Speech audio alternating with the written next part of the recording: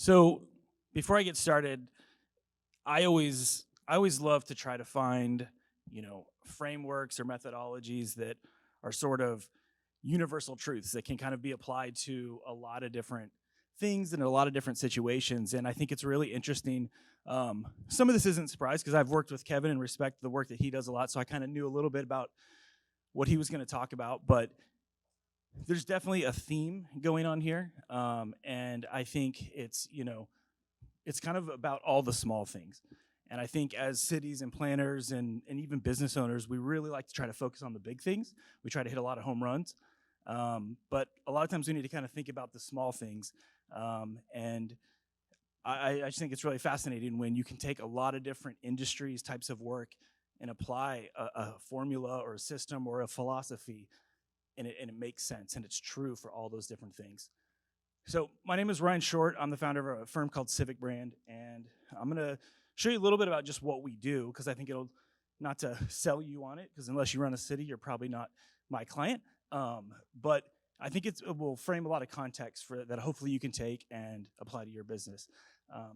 So we do city branding, regional marketing, public engagement. We do it across the country, and so this is some work that we've done in Wisconsin, Minnesota. We do a lot of photography and video work, some stuff that we've done up in Oregon, the Mount Hood area. This was a super cool project that we did in Santa Fe. They had a university that closed down, and all of a sudden they had 30 acres in the middle of Santa Fe to redevelop. And rather than master plan it and build it all out, they really wanted to be an incremental approach to developing it the right way, really make it ingrained in the community, so that if something else did fail, it didn't just disappear and put a big 30-acre gap in the middle of their city again. And I don't know how much of you guys know about Santa Fe, but it's a really cool place to visit, but it's a tough place to start a business. It's a tough place to recruit talent, because it's expensive and there's not a lot of universities and places for young talent to live and afford. And so they're really going about it the right way. And so we've worked with their economic development to help create a vision for what that district can be. And I have a lot of respect for how they've done it, because it's very easy to say yes to big development projects and to big home run projects, as opposed to doing it incrementally over time. We do a lot of stuff with open space and trails. This is a project we're doing up in Colorado, Breckenridge. But we do a ton in Texas. I'm from Dallas. This is where I don't live here anymore, but this is where I raised our kids. We have an office here. We also have an office in Oklahoma City and Colorado.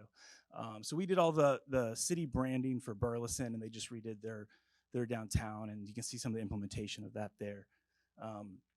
The Gun Barrel City Story, a part of this project, we did a made-in brand. And that's something that we really help communities do, is create that made-in brand, so that your businesses can put on their packaging of their product, made in Sherman, Texas, made in Denison, and really is a great way to let them show that civic pride. And we did this with that BTX over there. We did this BTX made brand, and somebody actually got a tattoo of it on their arms. The first design work that we've ever done where somebody got a tattoo. We've done some work in Denison, some branding for the Ike Hike, which is going to be a thing down the road in Denison that we're pretty excited about.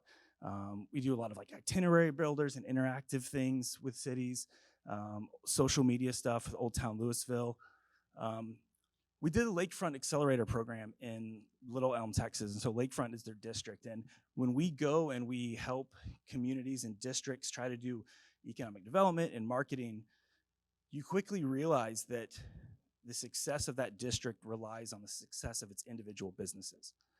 And there's a lot of businesses that are really talented people at what they do, but they might be the best at making pizza, but they might not be the best at marketing a pizza business or running a pizza business. And so just because somebody's really good at what they do doesn't mean they're good at running that business or marketing or promoting that business. And so with the Lakefront Accelerator, what we did there is we partnered with the city and economic development, and each month we would take a different business in that district and we would sort of give them a retainer of marketing. We would come in and we would do their marketing. Every business needed different things. Some businesses would just need photography. Maybe their photos were terrible. Maybe they didn't have a website. Maybe their storefront didn't look good. So every month it was something different, but we went through all these different businesses and we really kind of just helped them take it to the next level. So we kind of raise all ships, right? We also do a lot of tactical, what's called tactical urbanism or placemaking or activation, whatever you call it. We really like to do it as part of the engagement process. Somebody asked about how do you get in front of businesses? How do you reach businesses? We quickly realized that not a lot of people come to public open houses, public meetings, forums. They're honestly not that fun. But maybe they're also at work. Maybe they have kids at home. Maybe they can't come. And so we like to really do some of this placemaking, tactical stuff, get out in the community and have people come to us. And that's where we talk to them about their business, their ideas. And it's amazing when you get out there and talk to people, all of a sudden, all these ideas and people that are in the shadows of your community, and you start to hear different groups. And you have businesses that are like, oh, man, I really wanted to start that. I didn't even know the city was doing that, or I didn't know that property was available. And you can really start to connect a lot of dots. This is a project that we did. I'm going to talk about it in a little bit, but just an activation project that we did in downtown Waco. We had the community come out, and they did the work. They painted the streets, right? They created a public space, and that really goes to create that, foster that civic pride. This isn't going to work because this is the PDF version, but I'll skip that slide. So a few years ago, this was, I think, 2018, I wrote this article, Branding is the New Economic Development. And basically, it was sort of an anti-Amazon approach, kind of against let's just invite jobs and businesses to our community as the only way that we can have economic development. Instead, create an identity, foster a culture that attracts businesses that want to be a part of that. Previous presenter had a really good slide that showed how like that local wealth stays in there. And that's so true.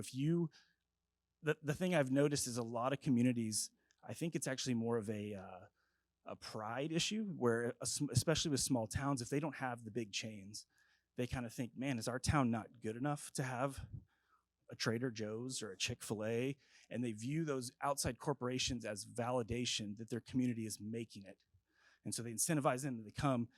And it's so much better if you can have that local version of that. The example that Kevin gave with the local donut shop versus the Dunkin' Donuts. People just want donuts. They don't care if it's Dunkin' Donuts or the local. I would prefer. I don't go to chains. I purposely avoid them.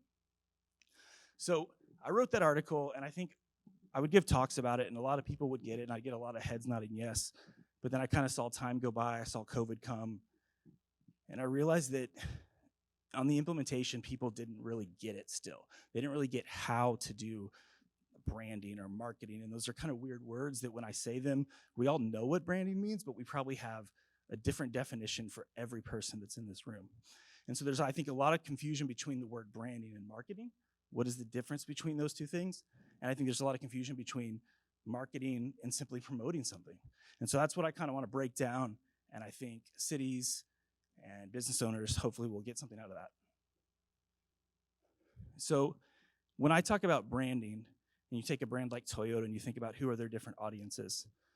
So on one hand, they have the minivan audience that wants things to be family friendly and safe.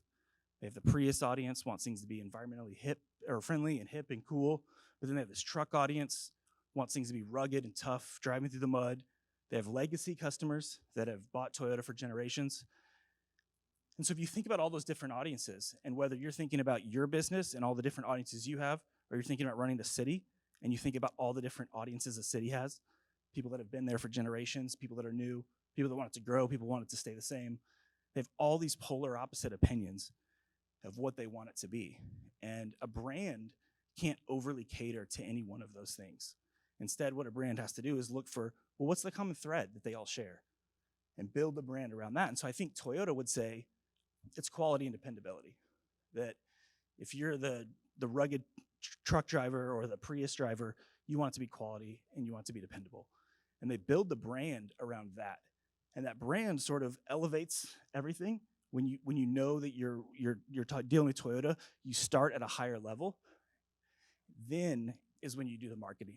Then you can go market the trucks, and you can build off of this quality independently, and you can go market the truck, you can go market the Prius. But you started at a higher level. I think that's really important to consider for cities, especially in a regional context. We do a lot of work with regions, and so if you think about those like Russian stacking dolls, right? There's people that are, businesses might want to come to Texas because they're leaving California or whatever. And then as they zoom in a little closer, they're like, well, we kind of go to North Texas. Well, then maybe they want to go to the Sherman area, Grayson County, right? And then they want to go specifically here. And so you have to keep going in. And so it's really important to think, when you think about those different audiences, to think about, who am I? Who is my business? Who's my city? What's our unique identity? But then how do we fit into the greater context of the regional identity or the state identity even? And that's really, really important because if all these cities in an area are kind of all trying to compete with each other, through back to those incentives, you're not really creating jobs. You're just kind of like stealing or moving jobs from one area to another. Nobody's really creating jobs by doing that. They're just kind of like helping decide where they land, right? So we did this project in Minnesota. Our client was the chamber, the Park Rapids Lakes Area Chamber of Commerce. It's kind of a mouthful, right? And they were responsible for a lot of things, but for that whole region. And when we got out there and we started doing public engagement, we quickly saw that anytime they did marketing that was around Park Rapids Lakes Area Chamber of Commerce, people would be like, well, I'm not in Park Rapids, I'm in Akeley, or I'm in Monaga, or I'm in Osage. I'm not part of Park Rapids. I mean, I'm in the area, and so they wanted their own identity, and rightfully so. They were proud, but they also realized that they were better together. And so there's a lot of regional brands, if you will. You think of the Hill Country. Maybe you think of 30A in Florida, right? There's a lot of like smaller cities and brands and identities underneath that, but there's that regional brand. And so I would challenge, here, like, what is that regional brand? What is that regional identity that not just the cities, but the individual businesses within those communities share? What is our shared value? What's our version of Toyota's quality and dependability? What do we stand for? What are we about? How do we tell that to the world? And then when they start to take a closer look, that's when you can kind of stand up and say, well, we're Sherman, we're Denison. And then when you go to Sherman, you can say, well, we're this neighborhood, or this pizza place, or this coffee shop. And so you have to think, how do we fit in? Who am I, but who are we together? So this was just a quote from kind of that strategy that we created back to that Heartland Lakes. Heartland Lakes was a brand and a name for a region that we created out of nothing. That name didn't exist, and it was going to replace Park Rapids Lakes Area Chamber of Commerce. And so we created this Heartland Lakes, and this is kind of just a quote from Nicole up at Explore Minnesota. And this was probably been about 4 years ago that we created that identity. And that's, a big thing. If you think about it, we were really nervous of like, we're creating a name for a region that didn't exist. Like, nobody just created the Hill Country because they wanted to market. It's like kind of just developed over time probably, right? 30A, the other example, that was actually a manufactured brand. But there's now Heartland Lakes Storage and Heartland Lakes, car wash, and like different brands and businesses are tapping into that name, into that identity.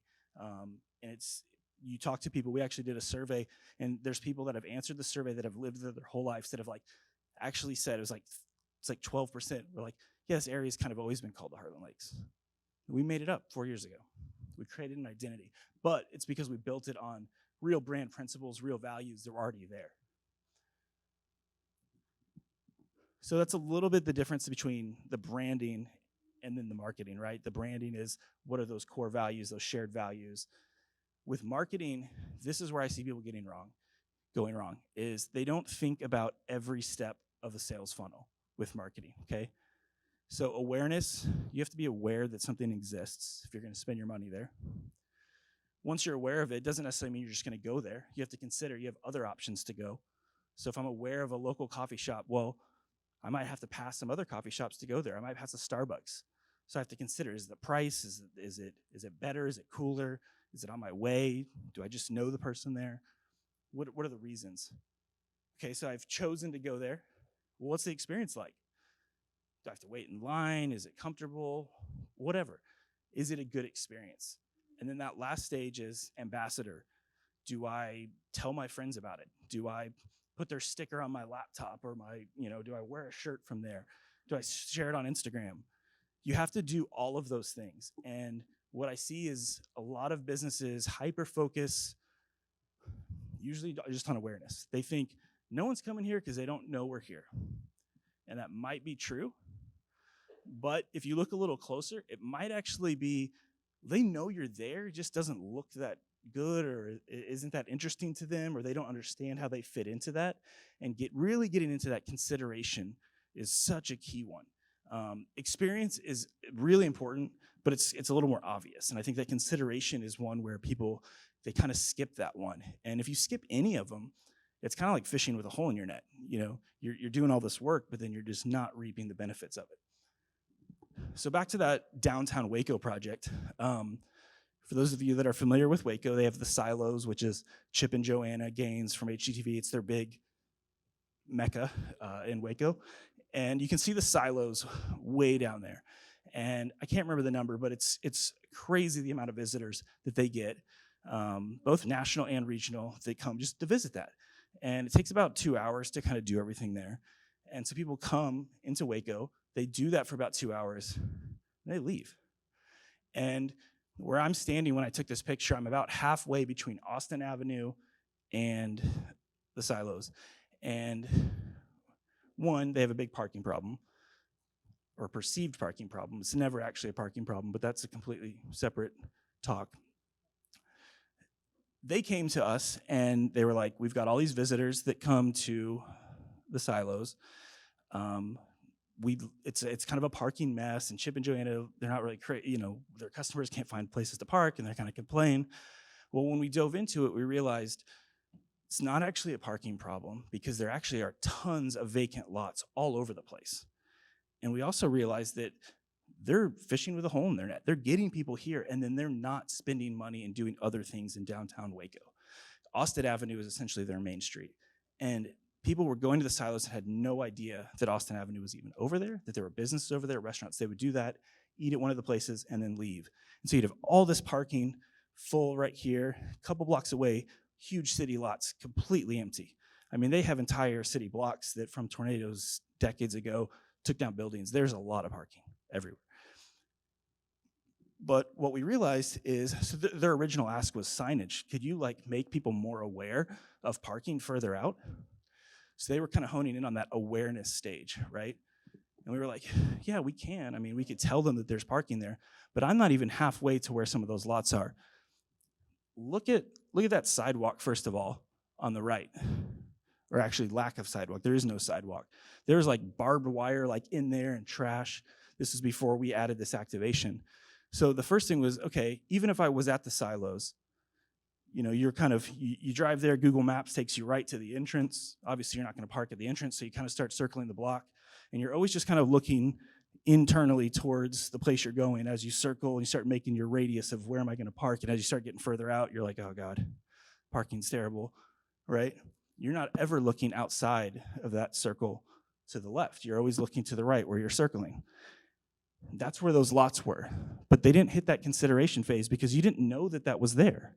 So the first thing we did is we created this colorful walkway. Every block was a different color. It had all this fun signage. Now they would consider, it looks like there's something over there. So we broke through the next stage of consideration. So they kind of expanded their circle. And then when they started walking, they had a good time. They enjoyed it. There was funny sayings on there of, so much room for activities and stupid stuff like that. We also created this public plaza that became a public space where businesses could, this person actually they programmed the space. We created the public space. That's what you saw the people painting the sidewalks. This person, they had them do free yoga for a couple weekends. She now owns a yoga studio downtown because she was able to start it by doing this and kind of build a following. And so that's that experience phase, is they considered parking further out. They started having a great experience. They actually discovered Austin Avenue and realized, wow, there's all these other things, because we now connected two districts that weren't connected previously. And then that last part, that ambassador, because it was fun and it was cool and it was a place to go and it created a public space, photographers came out and did super cool drone photography and all this stuff that the marketing budget for our agency to do that. We do that stuff. But we would have been charging them, a couple grand a day to do photography. We had photographers, artists.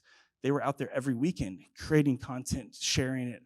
And that's the best marketing. You can't pay for that kind of stuff. People were creating Christmas ornaments that tied into the branding of 7th Street Plaza, the design that we did on the mural. And that's that ambassador phase. They're sharing it out. So we hit every stage of that marketing funnel. And if we had just stuck to the original ask of, we've got these big city lots over here, can you just make them aware? Make a bigger sign that says free parking over there? They would have looked on the block and it doesn't look like there's anything over there. And even if they did go park there, there's like, well, there's no sidewalk to get back here and there's nothing to do. It would have been a bad experience. And it's hot in the summer in Texas, right? So we have to think about all of those things. So again, those are also a lot of small things. We painted sidewalk for a weekend. We took away some street parking. People didn't like that. We got yelled at for that. But as soon as they saw that, like, oh, wow, my business has tenfold the amount of people walking in front of it, instead of those 2 parking spots where, you know what, it was probably actually a Magnolia employee that parked there, sat there for 8 hours, didn't come to your business. So that parking spot in front of your business probably wasn't actually even helping you. We were doing a brand audit in Denison just recently. This is one of their parks. They've done a lot of the big things right? Built parks. They just did a new streetscape in downtown, doing a lot of the big things. Now what we want to do is help them go fill in those small things, So like if you have a park, but there's no one in it, maybe you just need to kind of chair bomb the place and put places for people to sit. Create things for people to do, right? It's amazing how the simple, cheap, small things, all of a sudden people fill up the space. I tell my employees all the time, like, the work that I give them to do, they do it in the amount of time I give them. If I say it needs to be done by Friday, they do it Friday. If I say it needs to be done by Wednesday, they do it by Wednesday. If you build a park and there's nothing there, that's like the project with no deadline. They're just going to kind of work on it and maybe come, But if you put chairs, all of a sudden it's like a deadline. It's like, oh, I should go sit in this. It's amazing how that works. Does your community have vacant storefronts? Well, that's an opportunity to do something different. Just put something on the windows. All of a sudden, it's a place. It's cool. People might actually get to that ambassador phase and take a picture of it if they like it, or take a picture in front of it. And before it was a vacancy that was a detractor, now it can be a positive. Are there any marketing people in here? Or do you know what the 4 Ps of marketing are? It's usually kind of like, it's very like 101 of marketing. Like, I remember in high school, they're like the 4 Ps. Does anybody have a guess? Okay, I'll tell you. Yes, she knew it before I went to the slide. So a lot of people, I think, know this, but the thing that they don't realize is that to actually do marketing, you impact the product. That's the difference between marketing and promotion. If you just are given a product and you're like, just go sell it, figure out how to like get people here, but you're not improving the product, you're not actually doing marketing. You're just promoting something, right? And so with that Waco project, we improved the product. We improved downtown Waco. That was marketing.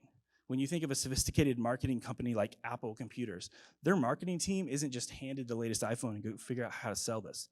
Their marketing team is saying, well, this is what our customers want, and this is what they need, and these are the features that people are requesting. And their marketing is influencing the product. And so if you're in marketing, or you're responsible for marketing, or you're, a business comes to the city and it's like, you need to help us market this district, or you're thinking about your own business, how are you improving your product? And thinking about those different levels of the sales funnel to actually market. That's what marketing is. And I think so many people, they just, and we did it. Our business, we've been in business for 13 years. We started in 2008. First couple of years, we were very unsophisticated, took any client we could get. And so people would come to us with their product, sometimes good, sometimes crappy, and we'd be responsible for marketing it. We quickly realized that, like, we're not doing our job if we're not helping influence, well, what's their pricing strategy? What's their feature set, and actually improving that. And it's got to be a feedback loop to where you're improving the product and you're improving the business, or else, again, you're just promoting something that's already done. And that's just not going to be very effective. So real marketing impacts the product. And it's hard because I think marketing folks, they're often viewed as like creatives, or, that person is really creative, right? And that's a compliment, but they also don't always get a seat at the table. They're not kind of involved in those like big decision-making things. They're kind of like, let's just have the creative person go help us sell this thing that we decided on. And that's true for cities, apps, restaurants, everything. So if you're a marketer, you need to demand a seat at the table. and earn a seat at the table. Going back to branding versus marketing, though, is you have to fulfill that brand promise on a daily basis. So if Toyota did all these campaigns around quality and dependability, but they weren't actually quality and they weren't dependable, it'd be a problem, right? But again, I think when we think about brand promises, especially on the city level, we try to hit home runs with big, huge projects instead of the small things. And so I told you I like analogies, and this one's gonna kind of bum you guys out. But think about what's a better type of parent? The one that does all the small things, picks the kid up from school, reads to him at night, is always kind of there, packs their lunches, or the one that, you know, the absent father that shows up on Christmas, but he buys a big, cool, you know, basketball thing that the mom's gonna hate because it takes up all the space now of the house, right? Which one is the better parent? The one that does the big things, but doesn't do all the small day-to-day things? You have to think about that for cities and businesses as well, right? It's those small daily things on a daily basis that a lot of times don't get a lot of attention. They don't get a lot of respect, but they're the things that are actually making the real difference. So a little case study, Hamilton, Ontario kind of was and wanted to be a music city. They wanted to be known as a music city, right? So they could have done big things. Big capital improvement project. We'll build this big theater, and we'll do a bond election, and we'll spend all this money on this theater. We'll put on these huge events, this big music festival. They could do all of those really big things. Or they could focus on the small things. Do we allow busking on our street, or would we shoo them off? Well, if you're a music city, you probably should allow that. Do we have live music just happening? Small things, not big events. Music Mondays, every Monday at the town hall, there's just some music, somebody playing music. Musician loading zones. We're a music city, but I'm gonna ticket and tow your car if you park here too long while you load your drums in. Allowing for music on patios. What is your sound ordinance? Do you not allow that? So they focus on the small things, and it takes a lot of different people, it takes a lot of different departments, it takes a lot of coordination. And so if you're gonna say we're gonna be anything, when you go back to that, what's our regional brand, what's our identity, what's my store's brand, what's our identity, think through all the small things. What are the daily interactions that people have that might actually be counter? Doesn't matter if you go create a big We're a Music City logo and do an ad campaign and hire an event center. If you're not truly a music city through all those other things, it's just fluff. There's a podcast, and I like that Kevin mentioned Jane Jacobs' Eyes on the Street quote, because that's the name of our podcast. But we did a podcast episode with Jason from Hamilton, and he kind of talks about how they did that with the music in Hamilton, Ontario. And so if you're interested in that topic, I would check out that episode. So the other thing that I see people get wrong with marketing is not realizing that some things have immediate returns and some things have long-term returns. And so it's kind of that hunting versus farming analogy. If you need customers this afternoon, you're gonna have to take different tactics than if you want customers every day for the next 2 years, right? You know, so that's really important, because I think that's one of the things that kind of erases a lot of the people investing in doing the small things, is because it's like, we don't have time. I need customers tomorrow. We need to revitalize our downtown now. And so they start counting on big things. And the funny thing is, I've been doing this, like I said, since 2008, so 13 years. I can think back to conversations 6, 7 years ago, where I'm standing there 6, 7 years ago, and they're like, my head nods yes during your talk. I believe in all the things you say. I don't disagree with it, but, and you'll get this one a lot, kind of like the deferred mandate of like, I get it, but the city manager doesn't get it. And then you go talk to city managers like, I get it, but council they don't get it. And you go talk to council, and it's like, we get it, but the mayor just doesn't, you know? And so it's like this. But what's funny is I look at some of those conversations and think back to some of those, and there's a few that really stand out in my mind. It's now 6 to 7 years later, and they haven't done anything. They didn't do any of it, but they were so concerned at that time of, we've got to do these big things. And if they had just done the small things then, it's like investing or saving, right? It's like, if you start putting away a little bit of money, like, yeah, 20 years from now, you're gonna be happy you did. But that's one of the reasons why people say no to a lot of the small things. It's like, we just don't have time for that, or that silly, fun, cute stuff. But when we go back and we look at those metrics of like the downtown project, and we show, the increased traffic at businesses, we show, that, hey, this was an entrepreneur that started a business that wouldn't have started it otherwise. Those start to become real, meaningful dollars and cents improvements that would have been deferred for just big things. And so I think we seek magic bullets. We try to do things really quick instead of just doing the right thing slower, have a slower burn, but it's going to be more positive. And that gets back to the incremental development stuff that Kevin talks about. We don't let cities and things naturally grow. We just master plan them all at once to a finished state. And that's why I love, like, when those analogies, it applies to how you run a pizza place, to how do you build a city. It's if you try to build it out, and the guy before me talked about how many people started a business and how many people your business is the same now.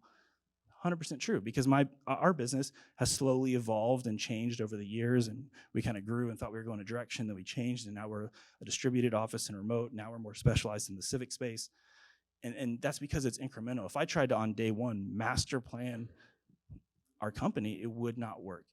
And it's just like, another analogy I like to use with this is diet and exercise, right? When we all want to be healthy, we all want to be fit, but a lot of times we'll spend so much time researching, what's the new fad diet, what's the thing I can buy, what's the membership, what's the big thing I can do that's going to solve this problem now, when we all know you probably just need to eat better and work out a little bit. That's it.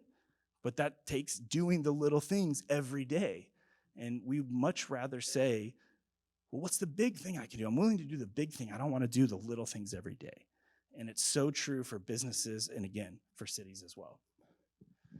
So, again, I told you there's a lot of analogies coming. So I apologize if you hate analogies. When you rely on big things and you put all your eggs in one basket, there's casualties of that, right? We've seen this a ton.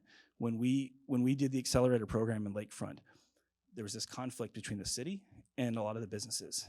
The city's stance was, these businesses are ungrateful. We're doing all this stuff for them. We're putting on these big events. We're driving customers to them. And then they complain that, like, the parking's full. And, what they didn't realize is that businesses don't want to have 3 days a year of being really busy. And that was pre all the staffing issues that we have now. Businesses need to be consistently busy so that they can staff for it, that they can manage it. You're not doing anybody any favors when you I'm not saying events are bad, but when you overly rely on an event to promote your downtown, to promote your business even, a sale, a huge Black Friday sale. If you over-rely on that, you're not doing the small things. You're not getting that consistent business all the time.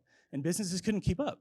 So yeah, they'd have this big event, they'd be full, but then they'd get a bunch of bad reviews on Yelp because they were like, took too long, and they can't hire employees to all work on one day. So you have casualties with that. The second thing, another analogy 12, with businesses, and I don't know how many of the business owners in here are like retail shops or downtown shops, but another thing that we hear all the time is about, businesses being open at certain hours. A lot of downtown retail businesses, I want to work 9 to 5 too. But if your downtown retail businesses are only open 9 to 5, you're missing out on a huge opportunity, especially when your anchor tenants of your restaurants are open at night and you've got all these people waiting and then strolling, and it's just empty, closed, dark storefronts. And people use the chicken and the egg argument of, well, we're not going to be open unless there's a lot of people. Well, there's not going to be a lot of people if you're not open, right? But you can't so that sounds good. It sounds like you could use that chicken or egg thing. But what they don't realize is, if you're the business owner, you are the chicken. Like, you choose to be open. If you choose to be open, you've now broken that cycle and argument, and you are now open. The other thing is, well, who remembers the Christmas Story movie? You've seen it? So one of my favorite scenes is the kids are just like oogling at the toy store window in the display, and they're just that idea of window shopping, right? And so even if you are going to be closed, make your storefront and make your business shoppable 24/7 and lit up 24/7. The QR code is probably the biggest winner of the pandemic. We all now love them. A couple years ago, we laughed at them. Let people shop from your storefront. Let them scan a QR code. So if you are closed, but your display in your window and your business is set up, they can see your menu, they can buy that product, they can engage with your business, because brick and mortar stores have to evolve and coexist in this digital world that we're living in. We can't just overly rely on people coming. So I burned through that pretty quick, but quick recap is really focus on the difference between branding and marketing and think, do we have our brand? Do we have our Toyota quality and dependability of who we are? And how does that fit in with our city, our district, our region? Do we have an identity that's attractive? Or are we gonna have to, the only way we're gonna get people to come here, whether it's visitors or businesses, is to incentivize them? If so, that's not a sustainable strategy. Then when you shift to the marketing, consider the funnel. All right, what step of the sales funnel are we lacking or is not doing good? Are we killing it with awareness and consideration, but it's a bad experience? Or are we doing all of these and we just need to give them a way to share it? You know, give them the made-in brand, create that made-in brand, because that's all that guy wanted. He didn't need Gun Barrel City to make his watches or the place. He just wanted to attach that to his product because people thought it was cool. So give him a made-in brand, give him an Instagrammable spot. You know, you might think it's just silly paint on the sidewalk, but it's amazing the returns that it can have. And just remember that if you are in a marketing role, if you're not impacting the product, you're not really doing marketing, you're just promoting something. And then fulfill that brand promise. Don't be the deadbeat dad that only shows up on Christmas and, you know, you got your once a year big event and that's it. Do all the small stuff in between, and really, you know, invite community groups, do public engagement. If you're a business, invite your customers in, talk about, hey, where do we miss out on this? Why don't you, do you share our stuff on Instagram? No, why not? What would, you know, really dive in and ask those questions so that you can see where are we missing. Again, just do the small things. And it's kind of like this, back to the savings analogy, is like the best time, I don't know, to buy real estate is yesterday and the second best time is today. Don't say like we don't have time. I know that with cities, the problem is with cities, we're kind of driven by elections and things like that. So we need to be able to point to like, well, what did I do? And I need to have pretty short-term results so I can, next time I go to run for something again, I can point to the thing I did. So that's another thing that's kind of makes it harder to do the small things. But you just got to advocate for it and push for it, because it's really too easy to say that we just don't have time to do it. You know, we're coming out of COVID. We don't have time for these small things. Those are fun, cute projects. I get it. I like it. But we need something bigger. And I just argue, those people that are usually saying that, you can revisit them, I can almost guarantee you 5-6 years from now, and they're going to be saying the same thing. We got to do something big. They're always trying to do something big. Do small stuff, and it adds up over time.